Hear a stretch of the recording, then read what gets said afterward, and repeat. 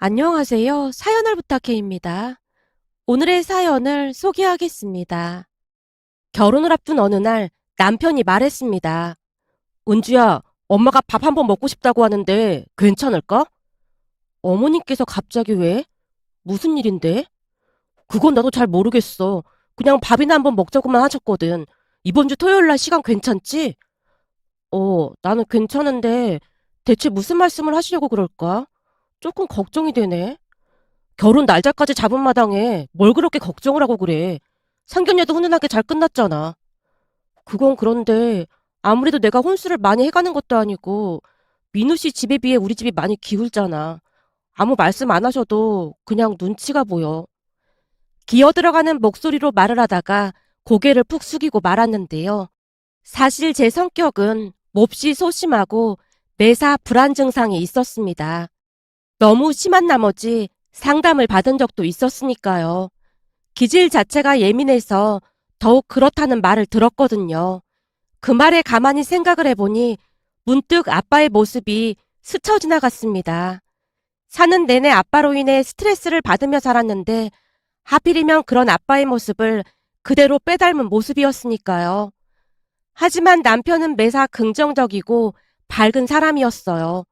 배려심 또한 많은 편으로 제가 불안해하면 옆에서 잘 다독여주곤 했습니다. 그런 남편의 모습에 결혼을 결심했는데요. 문제는 결혼 이야기가 나오면서 진지하게 논의를 하다 보니 걱정이 될 수밖에 없었어요. 시댁이 우리 집과는 다르게 많이 잘 사는 편이었거든요. 그로 인해 또다시 불안 증세가 심해졌는데요. 어느 날 남편이 제게 기쁜 목소리로 말을 꺼냈거든요. 은지야, 기쁜 소식이 있어. 기쁜 소식? 엄마 아버지가 신혼집 걱정은 하지 말래. 그게 무슨 소리야. 우리 둘이 모은 돈으로 전세 들어가기로 했잖아. 사실 우리 둘이 모은 돈 합해도 전세 구하기 빠듯하더라고. 그래서 대출 알아보고 있었더니 엄마 아버지가 먼저 말을 꺼내시더라고. 뭐라고 하셨는데? 엄마 이름으로 된 아파트가 하나 있거든. 그거 전세 줬었는데 거기 들어가서 살라고 하셨어. 내 명의는 아니지만 그래도 집 걱정 없이 계속 살 수 있는 거잖아. 거기에 들어갈 전자제품 정도만 간단하게 은주 네가 해오면 될 것 같아. 그건 좀 그렇지 않나?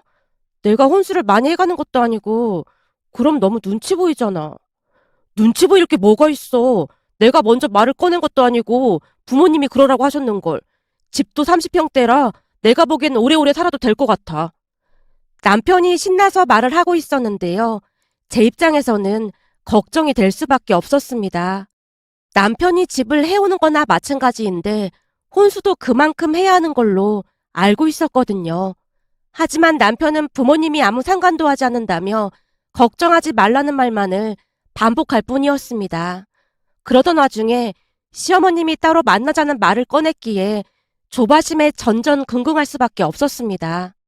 그날부터 심한 불면증과 식욕부진이 계속됐고 살까지 빠지기 시작했는데요. 심한 불안감으로 인해 열등감까지 어지럽게 교차되고 있었으니까요. 그 뒤 시간이 되어 시어머님을 만나러 약속 장소로 나갔는데요.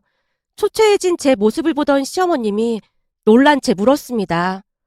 은주야, 너 어디 아픈 거니? 아니요. 그냥 좀 스트레스를 받아서요. 하긴 간호사 일이라는 게 보통 스트레스를 받는 일이 아니긴 하겠지. 그렇게 스트레스 받으면 결혼하고 그냥 일을 관두던지. 시어머님 입에서 결혼이라는 말이 새어나오던 순간 저도 모르게 눈물을 흘리고 말았는데요. 직감적으로 나쁜 일이 아니라는 확신이 들었거든요. 갑자기 제가 눈물을 흘리자 시어머님이 당황한 채 다시 물었습니다. 아니 갑자기 왜 우는 거니? 아무래도 안 되겠다. 너 결혼하면 당장 그 일 때려쳐라. 그건 그렇고 민두한테 얘기는 들었지? 아, 집 얘기요? 그래. 거기 들어가서 살면 니들 대출 받을 일도 없고 좋을 것 같아서 우리가 먼저 그러라고 했다. 그러니 부담 갖지 말고 들어가서 살아. 평수도 30평대라 크게 불편할 것도 없을 거야. 들어가기 전에 우리가 도배랑 장판은 싹 다 다시 해주마. 정말 감사한데요. 그럼 제가 너무 죄송할 것 같아서요. 부모 자식 간에 죄송할 게 뭐가 있어. 제가 모아놓은 돈도 얼마 없는데 혼수 걱정도 되고 해서요. 제 입에서 혼수라는 단어가 나오자마자 시어머님이 오히려 놀란 듯 대답했습니다. 혼수라니? 너 혹시 혼수 걱정했던 거니? 그게 제 입장에서는 걱정이 될 수밖에 없었습니다. 그럼 혹시 우리가 혼수 많이 해오라고 할까봐 걱정했단 말이니? 네. 제가 기어 들어가는 목소리로 대답했는데요. 시어머님이 풀 죽은 목소리로 물었습니다. 넌 내가 그렇게 나쁜 시어머니로 보였니? 나 그렇게 나쁜 사람 아닌데. 아니, 그런 게 아니라 대부분은 그렇다고 하길래 내내 걱정이 됐어요. 얘, 그런 생각 자체가 잘못된 거 아니겠니? 요즘 젊은 사람들 돈 모으기 엄청 힘들다고 하잖니. 너도 알다시피 우리 민우도 4천만 원 모으는데 그것도 진짜 힘들게 모았거든. 근데 넌 1억이나 모았다며. 난 그 소리 듣고 진짜 깜짝 놀랐잖니. 대체 얼마나 알더라면 그렇게나 많이 모을 수가 있는 거니? 그 얘기 듣고 내가 얼마나 안심이 되던지 말이야. 안심이 되셨다니요? 당연히 안심이 됐지.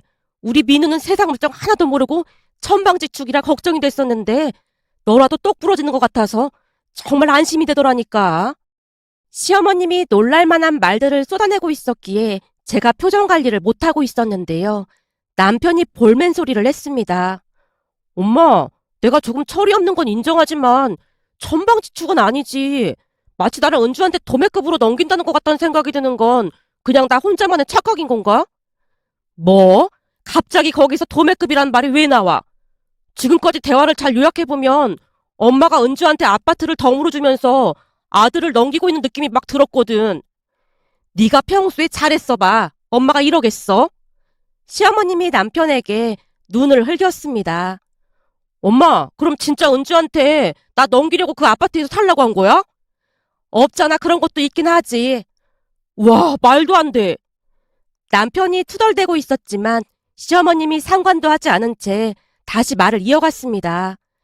그 아파트가 내 명의로 되어 있긴 한데 나중 되면 니들한테 줄 생각이니까 잘하고 살아.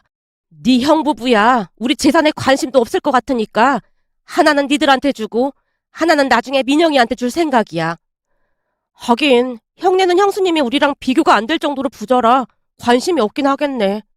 그래서 말인데 은지야, 그동안 네가 1억이나 모았다고 했잖니? 네. 내가 쭉 계산해보니 혼수로 이것저것 가지고 와도 5천만 원이면 충분할 것 같던데 나머지 5천만 원은 부모님께 드리고 오는 건 어떻겠니?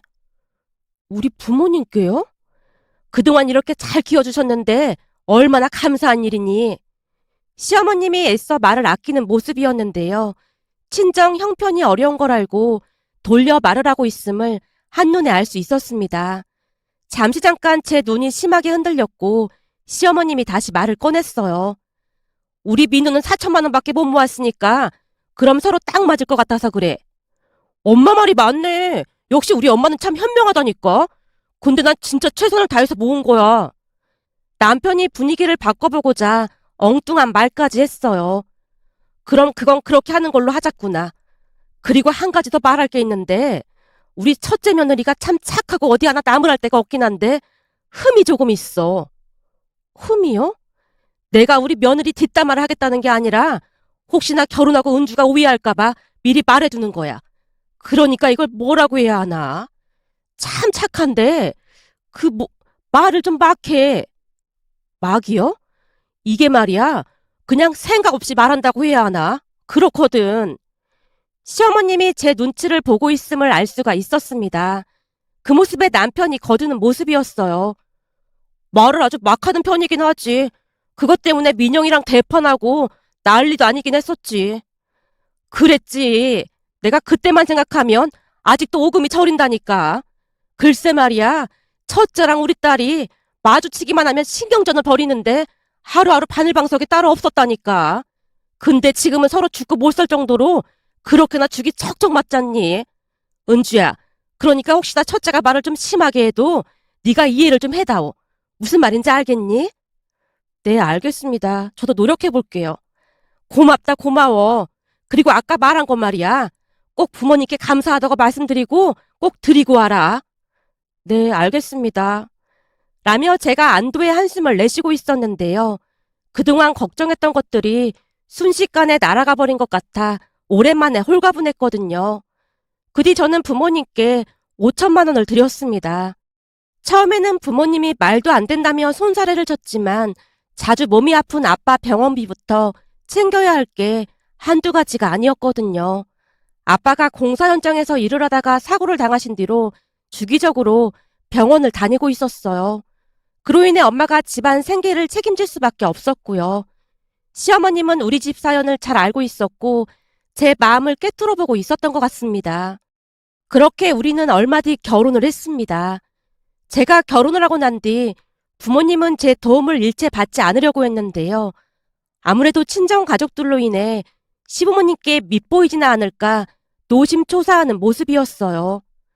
그렇게 저는 처음으로 안정적인 생활을 하기 시작했습니다. 특히나 시어머님은 정말 좋고 현명한 분이셨어요. 그 현명함에 절로 고개가 숙여질 정도였는데요. 신혼여행을 다녀온 뒤 시댁에 간 날 식사를 한 뒤 제게 조용히 말했어요. 은주야, 우리 잠깐 산책 좀 하고 올까? 아참, 앞으로도 은주라고 부르고 싶은데 괜찮지? 난 이름으로 부르는 게 더 편하구나. 그럼요. 이름으로 불러주셔서 저도 감사한걸요. 근데 지금 산책 가시게요? 그래. 배도 부르고 답답하기도 해서 잠깐 나갔다 오고 싶은데 너랑 같이 가고 싶구나. 같이 가줄 거지? 물론이죠. 라며 제가 시어머님을 따라 밖으로 나갔는데요. 집 앞 공원을 산책하던 시어머님이 나무 벤치를 가리키며 물었어요. 저기 앉아서 보면 경치가 참 좋은데 우리 잠깐 저기서 쉬었다 갈까? 네. 어때? 나오니까 시원하고 좋지? 내가 이 동네를 좋아하는 이유가 바로 이 공원 때문인데 공원에 나무가 참 많아서 좋아. 온 사방에 나무로 가득해서 숲속에 온 것 같지 않니? 봄이 찾아오면 꽃이 만발하는데 그 꽃도 예쁘지만 난 저 나무들이 너무 좋아. 그 혹독한 겨울을 보내고 한결같이 싹을 틔우고 우리에게 저렇게 파릇파릇한 나뭇잎을 선물하잖니. 난 말이다. 저 녹색을 보고 있으면 근심 걱정이 다 사라지는 것 같아. 네, 정말 좋은 것 같아요. 네 시아버지가 몇 번이나 이사 가자고 했지만 내가 싫다고 했다. 여기 나무들이 많이 그리울 것 같았거든. 시어머님이 행복한 얼굴로 나무들을 둘러보다가 눈을 감았는데요. 잠시 후 눈을 뜬 시어머님이 제게 말했어요. 은주야, 넌 이제 우리 가족이야. 그러니까 항상 행복한 생각만 하렴.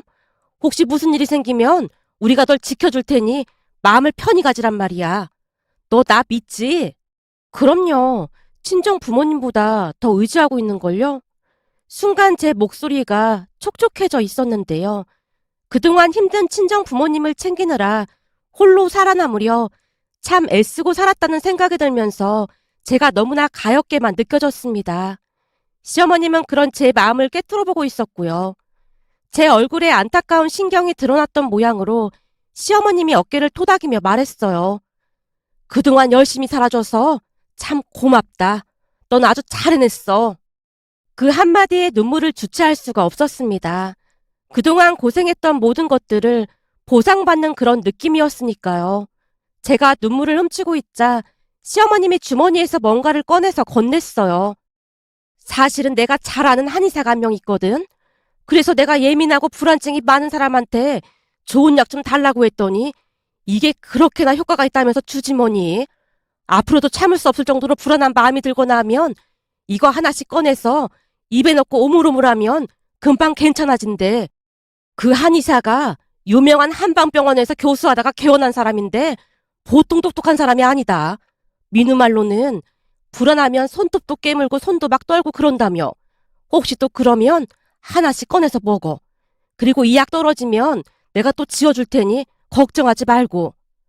어머님, 정말 감사해요. 솔직히 너무 과분한 사랑을 주셔서 몸둘 바를 모르겠어요. 넌 충분히 사랑받을 자격이 있는 사람이야. 평소 시어머님은 시를 즐겨 읽고 시도 직접 쓴다는 말을 남편에게 듣긴 했지만 그토록 감수성이 풍부할 줄은 상상도 못하고 있었는데요. 그동안 제가 살아온 세계를 한 번에 뒤엎었다고 해도 과언이 아닐 정도로 매일같이 제게 새로운 세계를 만들어줬습니다. 그리고 그날 이후 저는 시어머님이 주신 약을 주머니에 넣고 다니면서 혹시나 불안증이 생길 것 같으면 그 약을 먹곤 했는데 시어머님 말씀처럼 효과가 아주 좋았습니다. 조금씩 안정을 찾아가면서 얼굴 표정이 바뀌어 갔으니까요. 그렇게 저는 하루하루 평안을 찾아가고 있었습니다. 하지만 그렇다고 해서 아무 문제가 없었던 건 아니었어요. 결혼 전 시어머님이 말했던 것처럼 형님의 말투로 인해 상처를 받았거든요. 형님은 부잣집 딸로 얼마나 귀하게 자랐는지 한눈에 알 수가 있었습니다. 모든 것에 거침이 없었으니까요. 처음 형님에게 큰 충격을 받았던 사건이 있었는데요. 그날도 여느 날과 다름없이 병원에서 근무를 하고 있던 중에 형님에게 전화가 걸려왔습니다. 동서, 나 동선의 병원 근처에 있는데 커피 좀 사다 줄까? 아니에요, 형님. 괜찮아요. 그리고 마음 써주셔서 감사해요. 잠깐인데 들렀다 갈게. 내가 여기서 커피랑 케이크 먹었는데 엄청 맛있더라고. 진짜 괜찮은데. 제가 정중하게 거절을 했음에도 굳이 오겠다는 형님을 말릴 수가 없어서 더 이상 말리지 않았습니다. 그런데 하필이면 그쯤에서 병원에 왔던 한 아줌마 환자가 불만족스럽다며 고래고래 소리를 질렀어요. 그 아줌마는 병원에서 진상으로 아주 유명한 사람이었는데요. 대기 환자가 많이 있으면 간호사에게 먼저 해달라고 막무가내로 때를 쓰던 사람이었어요. 내가 말이야 이 병원 단골인데 서비스를 이따위밖에 안 해주고 말이야. 내가 여기저기 소문 다 낼 거야. 내가 올 때마다 그 비싼 비타민 주사를 꼬박꼬박 맞고 있는데 이런 취급을 해? 눈치껏 먼저 해줄 수도 있잖아. 죄송합니다. 보시다시피 번호표 뽑고 대기하는 분들이 많아서요. 뭐? 아주 꼴값을 떨고 앉아있네. 다른 간호사들은 눈치껏 해주는데 대체 너는 왜 그렇게 빡빡하게 구는 거야? 죄송합니다. 정중하게 말씀해 주시겠습니까? 제가 차가운 표정으로 환자에게 또박또박 말하고 있었는데요. 그동안은 그 환자가 워낙 난동을 부려대니 귀찮아서 몇몇 간호사가 그냥 해줬던 모양이었어요. 하지만 저는 원칙대로 했을 뿐인데 환자가 제게 사태질까지 하며 고래고래 소리를 질러댔습니다. 이게 어디서 눈을 부라리고 있어? 여기 원장실이 어디야? 아까 보니 너 나한테 인사도 안 하더라.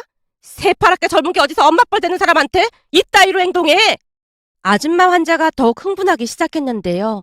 하필 그때 형님이 병원으로 들어오고 있다가 그 모습을 보고 말았고 곧장 우리에게로 성큼성큼 걸어오던 형님이 환자에게 말했어요. 아줌마, 간호사 선생님한테 왜 막말을 하는 겁니까? 하물며 식당에서도 번호표 받고 기다리는데 병원에서 새치기를 해요? 저렇게 기다리고 있는 분들은 시간이 남아 돌아서 기다리고 있는 줄 알아요? 저기 어르신이 아줌마보다 연세도 훨씬 많아 보이는데 아프신데도 참고 기다리고 계신 거 안 보여요? 남의 형님이 의자에 앉아있는 할머니를 바라봤는데요. 그 할머니가 벌떡 일어나더니 소리쳤어요.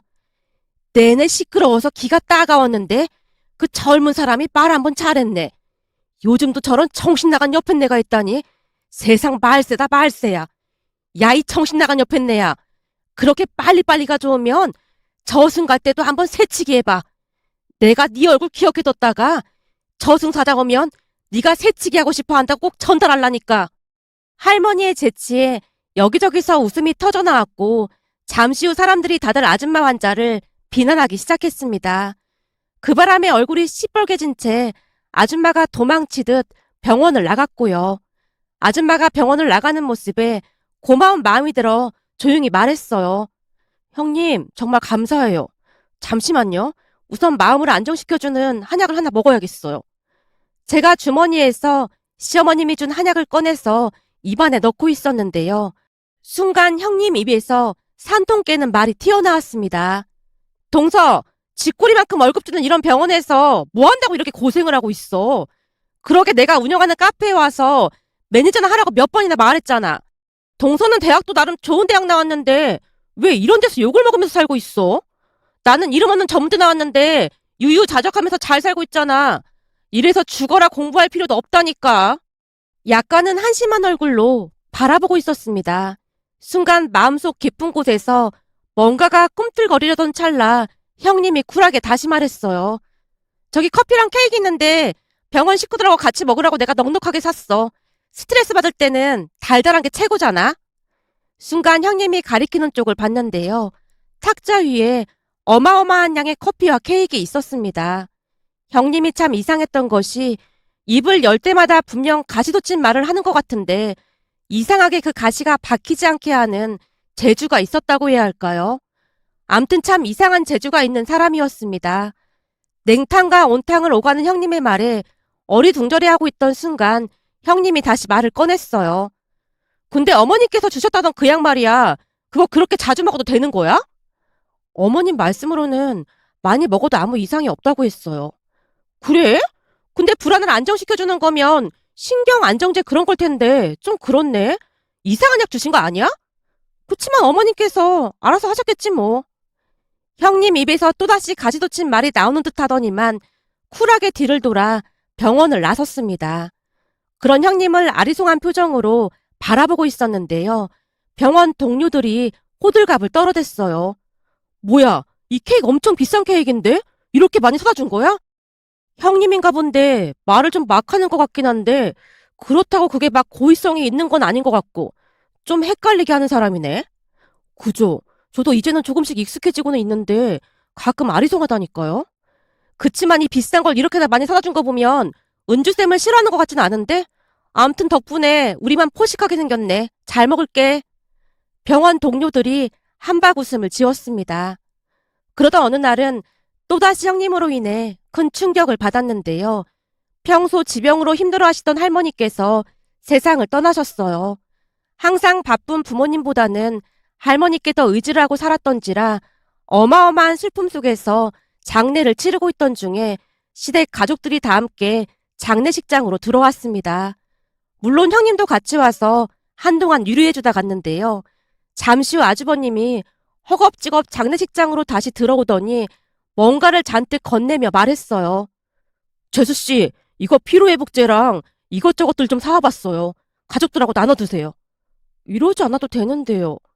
우리 집사람이 가져다 주라고 하더라고요. 그럼 저는 이만 가보겠습니다. 아주버님이 건넨 것들을 받아들다가는 놀라서 입이 딱 벌어졌는데요. 꽤 많은 양의 피로회복제들이 들어있었거든요. 덕분에 슬픈 와중에도 가족들에게 큰 힘이 되었고요.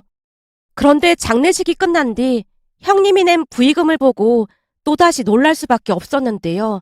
부의금으로 300만 원을 냈다고 아빠가 놀란 채 말을 했거든요. 며칠 뒤 시댁 가족들이 모인 장소에서 제가 감사 인사를 했습니다. 형님, 그날 정말 감사했습니다. 형님 덕분에 가족들이 많은 위안을 받았습니다. 근데 부의금 액수가 너무 커서 아빠가 많이 놀라셨어요. 아, 부의금? 그거 얼마나 된다고 그래? 사실 난 500만 원 정도는 할 생각이었는데 우리 그이가 그거 좀 부담스러울 것 같다고 말리더라고. 네? 500만 원이요? 아주버님 말씀대로 하시길 잘하셨네요. 그럼 엄청 부담스러웠을 거예요. 난 참 이해가 안 되는 게 300만 원이나 500만 원이나 거기서 거긴데 그게 뭐가 부담스럽다는 거야? 하긴 동서 월급이 워낙 쥐꼴이라 그런 생각이 들긴 하겠다. 아니 병원에서 욕까지 먹어가면서 일을 하는데 월급이 우리 카페 매니저보다 적다는 게 말이나 되는 소리야? 순간 제가 또다시 멈칫하고 말았어요. 형님의 말에 머릿속이 복잡해지면서 어떤 반응을 보여야 할까 망설이고 있었는데요. 복잡한 제 마음은 아랑곳하지 않고 형님이 또다시 말을 꺼냈어요. 내가 어머님께 들었는데 동서한테는 돌아가신 할머님이 엄마나 다름없었다며. 그런데 300만 원만 하는 건 말이 안 되는 거잖아. 형님이 이해할 수 없다는 듯이 고개를 절레절레 흔들고 있었고 저 또한 혼란스러운 마음을 진정시켜야만 했습니다. 암튼 형님은 매사 그런 식이었습니다. 매사 돈 많다고 자랑하면서 저를 무시하는 것 같으면서도 아닌 것 같았다고 해야 할까요? 물론 그런 형님의 행동에 처음에는 상처를 많이 받았지만 그런 일을 자주 겪다 보니 언제부턴가는 그러려니 하게 됐던 것 같습니다. 예전에 시어머님이 하신 말씀이 100% 이해가 되었으니까요. 제가 또다시 아리송한 표정으로 고개를 갸우뚱거리고 있자 형님이 이번에는 약에 대해 물었습니다. 동서, 어머님이 주신 그 약 아직도 먹고 있는 거야? 네, 그 약을 먹으면 안정이 되고 엄청 좋아요. 라고 대답을 하던 순간 형님이 시어머님에게 다가가 큰 소리로 물었어요. 어머님, 제가 보니 동서가 무슨 약을 계속해서 먹던데 그거 계속 먹으면 잘못되는 거 아니에요? 너무 약에 의지하고 있는 것 같더라고요. 잘 확인하고 지으신 거 맞으신 거죠? 형님의 물음에 시어머님이 잠깐 당황하는 듯 하더니 대답했어요. 그럼 그거 이래봬도 대학 교수 출신 한의사가 지어준 약이야. 근데 아무리 좋은 약도 과다 복용하면 안 좋은 건데 한약을 그렇게 그냥 막 먹으면 큰일 나는 거 아니에요? 성분이랑 다 확인한 거 맞는 거예요? 성분 그런 거 적혀 있는 거죠? 형님이 시어머님에게 꼬치꼬치 캐묻고 있었는데요. 처음에는 대수롭지 않게 대답을 해줬던 시어머님이었지만 계속해서 캐묻는 형님에게 짜증이 났던 모양으로 시어머님이 버럭하며 외쳤어요. 안 좋을 게 뭐가 있어. 그거 그냥 영양제인데. 순간 실수했음을 감지했던 시어머님이 눈만 깜빡이며 제 눈치를 받고 집안에 정적만 흐르고 있었는데요. 정적을 깨고 형님이 다시 물었습니다. 영양제요? 그럼 특별한 약 성분이 없다는 말인 거예요? 근데 동서는 왜 안정이 된다고 했던 거예요? 아무튼 너 촐랑거리는 통에 내가 정신이 하나도 없어. 그냥 그렇다고 하면 그런 줄 알면 좀 좋아. 둘째야, 내가 다 해명하마.